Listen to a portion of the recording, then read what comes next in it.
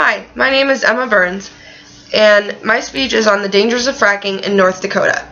Between 2007 and 2013, North Dakota has been producing from 18,500 to 760,000 barrels of oil per day.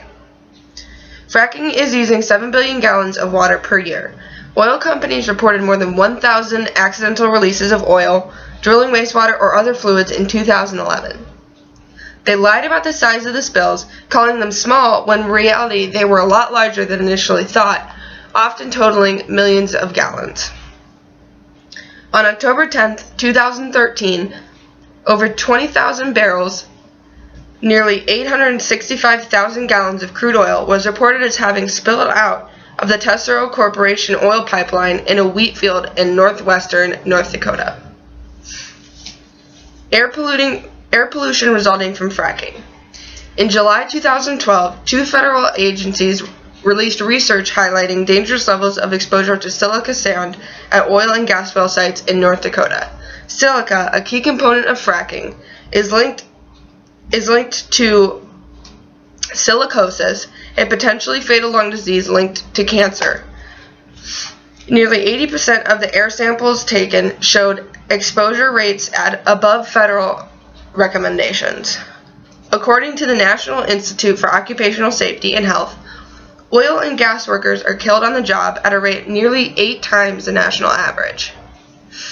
Farmers have also reported that the air pollution is so bad, which is a result of the 30,000 tractor trailers hauling fracking fluids and drilling equipment across dirt roads, causing a permanent dust in the air that their cattle won't even eat. Almost a third of what goes down the well bore comes back up.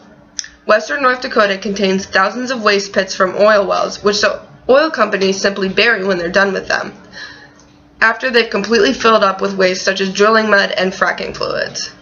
So, what is fracking? Hydraulic fracturing, or fracking, is the process of drilling and injecting fluid into the ground at a high pressure in order to fracture shale rocks to release natural gas inside.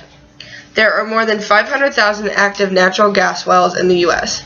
It takes 1 to 8 million gallons of water to complete one fracturing job. Approximately 40,000 gallons of chemicals are used per fracturing, and up to 600 chemicals are used, including known carcinogens and toxins such as lead, uranium, mercury, ethylene glycol, radium, methanol, hydrochloric acid, and formaldehyde. So, what's the math of all of this? 500,000 active gas wells times 8 million gallons of water per fracking times 18 times a well can be fracked equals 72 trillion gallons of water and 36 billions of chemicals needed to run our current gas wells. The fissures caused by fracking cause methane gas and toxic chemicals to leak out and contaminate nearby groundwater. Methane concentrations are 17 times higher in drinking wells near fracking sites than in normal wells. Contaminated well water is used for drinking water for nearby cities and towns.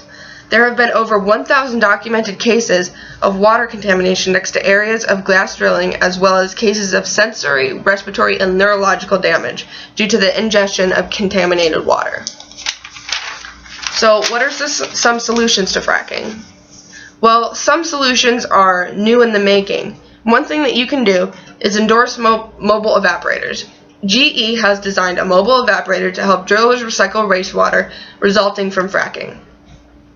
It helps reduce the amount of water used, saving more water from being contaminated and instead being used for more things like drinking water. Also, you can endorse Ecosphere Technologies. This company focuses on green technologies with the purpose of eliminating the use of toxic chemicals used in fracking. They produce a product called ozonics, a chemical-free water treatment solution that can be used in the oil and natural gas industry for more eco-friendly fracking processes. If companies used ozonics, they could pump environmentally friendly ozone into drill wells to manage microbial growth, which provides the same disinfectant that liquid chemical biocides normally supply. Another easier, more accessible solution is to sign an online petition, like the one The Premier Clark Don't Give Away Our Fresh Water for Fracking petition online at change.org. Thank you.